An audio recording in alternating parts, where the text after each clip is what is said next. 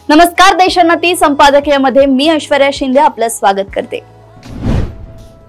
इकडे भारतात पंतप्रधान मोदी यांचा वाढदिवस त्यांच्या पक्षाचे कार्यकर्ते आणि इतर शुभचिंतक मोठ्या उत्साहात साजरा करत असतानाच भारताच्या मित्र राष्ट्राने त्याच दिवशी पाकिस्तान सोबत अतिशय महत्त्वाचा करार करून आपले मित्र असलेल्या मोदींना वाढदिवसाची धक्कादायक भेट दिली असे म्हणता येईल। गेल्या अनेक वर्षांपासून आखातातील सर्वाधिक विश्वासार्ह मित्र म्हणून ज्या सौदी अरेबियाचा उल्लेख केला जातो, त्या सौदी अरेबियाने भारताशी उघड शत्रुत्व पत्करणाऱ्या पाकिस्तान सोबत एक महत्त्वाचा सुरक्षा करार केलाय। या करारानुसार सौदी आणि पाकिस्तान या दोन्ही देशांपैकी कोणत्याही एका देशावर कुणी हल्ला केला तर तो दोन्ही देशांवरील हल्ला मानला जाईल आणि दोन्ही देश संयुक्तपणे त्या हल्ल्याचा प्रतिकार करतील। भारतासाठी हा करार धक्कादायक मानला जातोय।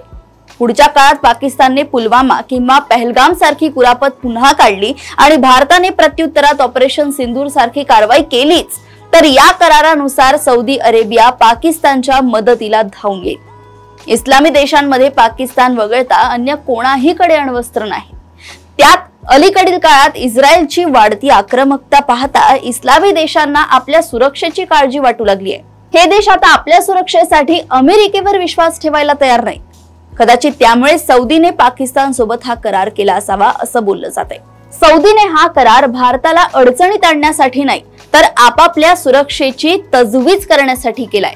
हे एक वेळ मान्य केले तर या कराराचा फायदा पाकिस्तानलाच अधिक होणार आहे। एकीकडून चीनची मदत प्राप्त करणाऱ्या पाकिस्तानला आता सौदीचीही साथ मिळणार आहे। सौदीच्या मदतीने पाकिस्तान आपल्या लष्कराचे आधुनिकीकरण करू शकते।